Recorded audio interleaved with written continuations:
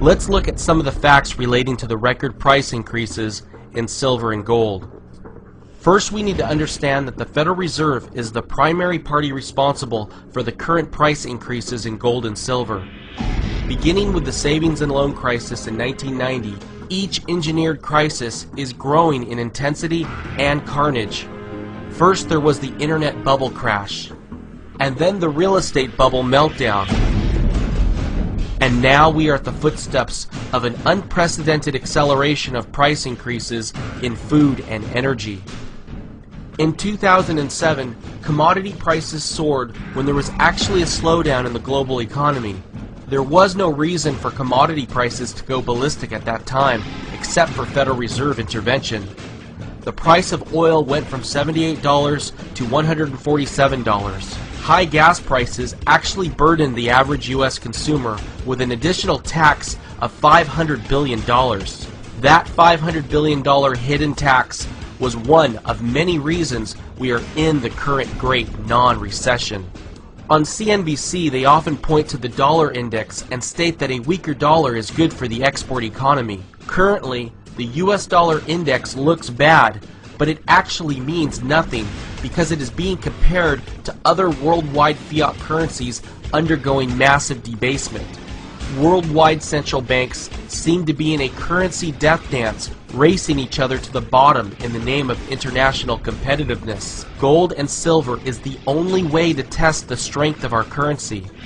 The dollar is weakening against other currencies, but when compared against the price of precious metals and raw materials, we can see the true value of a U.S. Federal Reserve note. The truth is, gold and silver prices are just getting started.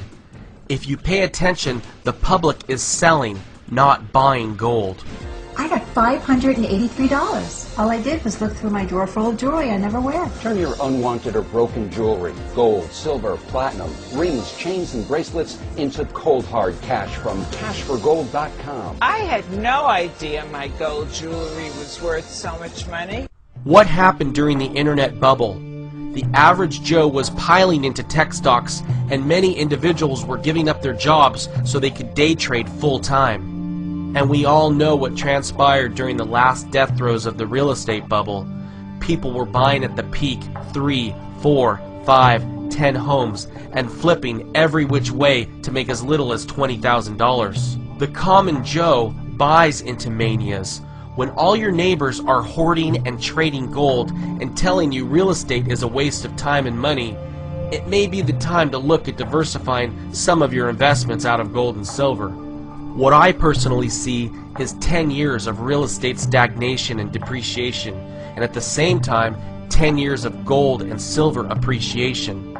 On a side note, jobs are not coming back to the U.S. To quote Dr. Mark Faber, companies would be out of their minds with healthcare reforms, government interventions, and the uncertainty about future taxes in the U.S. to even consider expanding in the U.S. Corporations are expanding in China, India, Vietnam, Bangladesh, Africa, and Brazil. The business world is an international place today, and if you run a corporation, whether you employ 50 or 10,000 people, you can choose where you invest your money in terms of capital spending. Instead of expanding factories and employing more U.S. workers, I would think companies would be reducing employees rather than hiring more.